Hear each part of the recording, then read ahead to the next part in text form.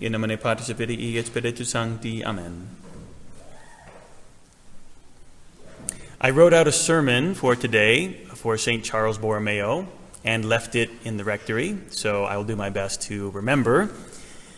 Saint Charles Borromeo was born in 1538 in Italy, and he was a great reformer in the church, cardinal, bishop involved, archbishop involved in the reform of the Council of Trent, a leading figure in the restoration of discipline to the church, which was falling apart due to the Protestant heresy, which was, actually I should say, the Protestant heresy was arising because the church was falling apart. So he was a leading figure in helping to restore that. So as I mentioned, he was born in Italy in 1538 to wealthy and a noble family. His mother was a Medici, which will come into play. And he was 12 years old and he studied law, canon law and civil law, was studying both of them, and obtained a doctorate in both. His father died when he was 16, and he ended up in charge of the family, leading the family and going to school at the same time. And he put family finances behind his studies. He studied, and study and prayer were more important. And so the family didn't do so well financially, but he put his priorities in the right place. Things changed. Things really could have been so much different for the church had his uncle, one of the Medicis, right? It was actually his uncle, his mother's brother, was elected Pius IV. And so the first thing, actually, that people would do is they would name their nephews to positions. I guess there's a good side to nepotism. So Pius IV names Charles Borromeo, who's something like 20 years old. He makes him a cardinal deacon and puts him in charge of the papal states and overseeing the Knights of Malta, the Dominicans, and the Carmelites. And he's 20 years old, and he's a cardinal. So that was just what you did, right? You elected pope when you put your family into positions of the church and the state. So that turned out to be a great benefit to the church and to the world, because Saint Charles Borromeo, he took it seriously, and even though he was in the Medici family, and they became the leading bankers in Italy for the next 300-400 years, maybe even today, I don't know. Medici, I think is how they pronounce it. But the Medicis, if anybody's familiar with that book, The Prince by Machiavelli, where he talks about this is how to gain and keep power, and morality is nothing, and power is everything, and money and influence, that was dedicated to one of the Medici princes. So they were just bloodthirsty. So St. Charles is appointed this. He's cardinal deacon. He's got the papal states, and they're thinking, okay, this is great. Our family is in there, and he actually starts taking it seriously. Like, he cares about the salvation of souls, he cares about piety, and the rest of the family is like, what are you doing? You're not supposed to take this seriously. You're supposed to, the family and prestige. He wanted none of it. So he encourages Pius IV. This would have been around, I guess, 1560-something, 38, 40, 58. So he's about 24 years old, something like that. He encourages Pius IV, you need to finish the Council of Trent. Trent had been called in 1545 by Paul III, I believe. Don't quote me on that. It was designed to counteract the effects of the Protestant Revolution. In fact, the Protestantism wasn't converting people so much because of the merits of heresy as because of the failure of the church. When the church is just herself, that's the best remedy against heresy. Is when the church preaches the truth. When the church is what she is, and people see that, that's when heresies are extirpated. And so Charles Borromeo, he understood this, right? And the Council of Trent had a tortured history. It was called in 1545, and it met for 2 years. Then it paused for 4 years. Then it met for 1 year, and then it paused for 10 years. And that's when Charles Borromeo said, we need to finish this council. He's 24, and he sees this, right? He even sees it as a young man. So Pius IV says, anytime you suggest something, you get put in charge of it. And that's what happened to Charles Borromeo. The Pope said, okay, then let's finish Trent, make it happen. And so he did. He corresponded and he wrote letters and he organized it and he got everything together and they called it again. Right? The last final session of Trent was 1567 to 68, I believe it was. I don't have my notes here. But that was what really, and I've been to Trent. I went to the actual church where they convened, where they had the meeting there and all the cardinals and the bishop there. It's not a big city. Trent is a small city, and the churches are small churches. I was actually astounded at the monumental amount of truth that came out of such a small area. And Saint Charles Borromeo had a huge role in bringing that to completion. So after his reform of or calling Trent, seeing it to a successful completion, the Pope puts Cardinal Deacon Borromeo, he says, you need to be a bishop. And Charles Borromeo decides, okay, finally I should be ordained a priest. So he's ordained a priest, finally, after overseeing a theological dogmatic council as a deacon. He's ordained a priest in September, a bishop in December, and then an archbishop in the following May.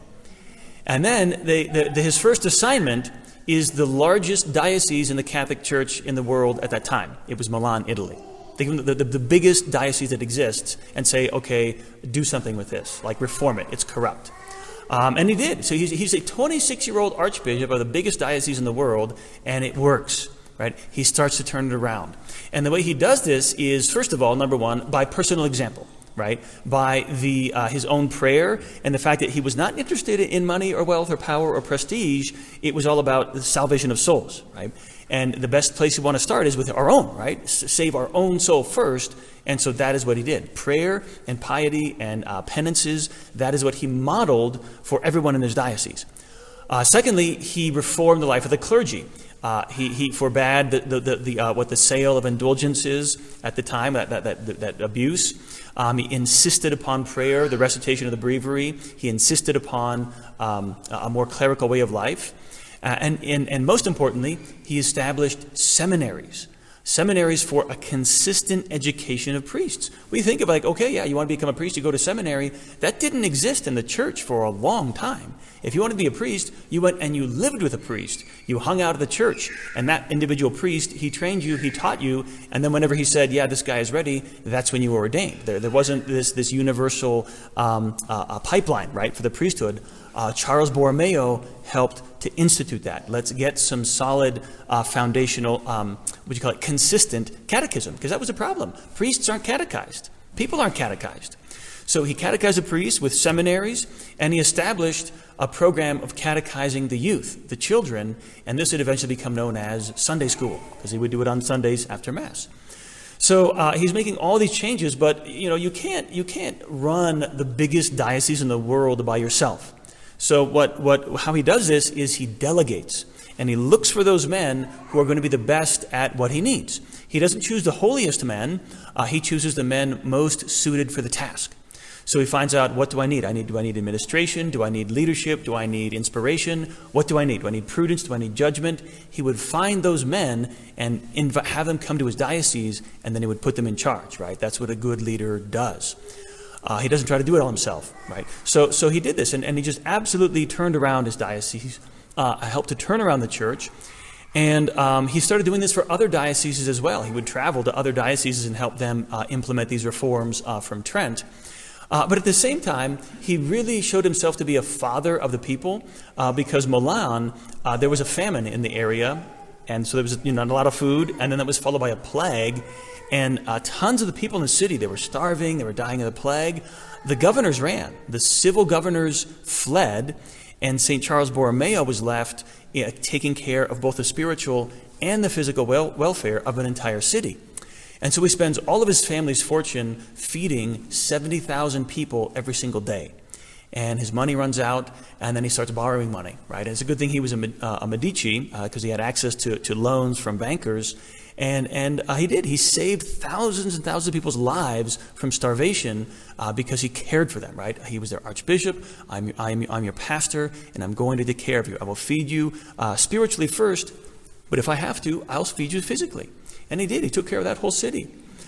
And so he does this, and he's just the absolute model of charity, of sanctity.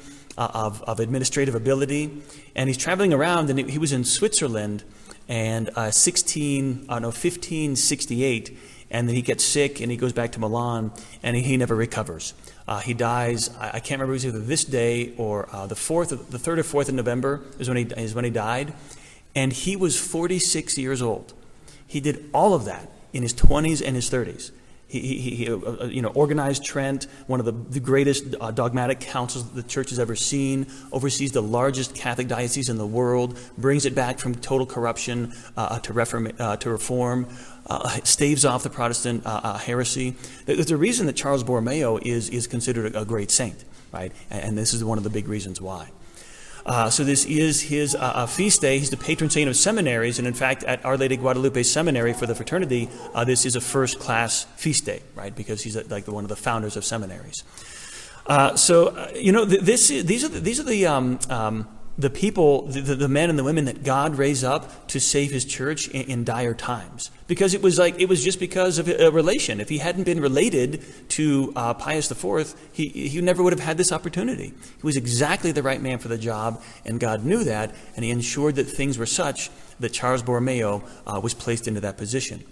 And I know that for us, especially today, when we see the fate of our country hanging in the balance, right? What are the results of yesterday's election? Right, I'm pretty certain I know what they are, but there's corruption, there's scandal, there's all kinds of things. What's going to happen?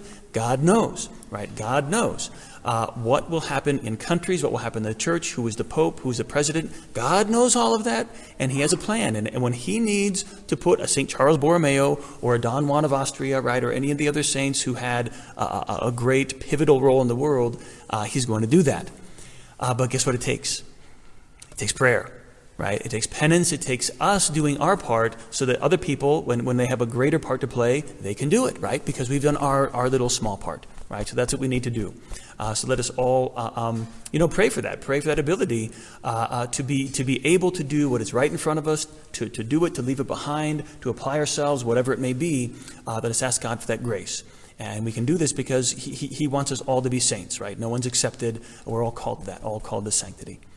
So let's ask St. Charles Borromeo for his intercession. And may God bless you all. In the name of the Father, and the Son, and the Holy Ghost. Amen.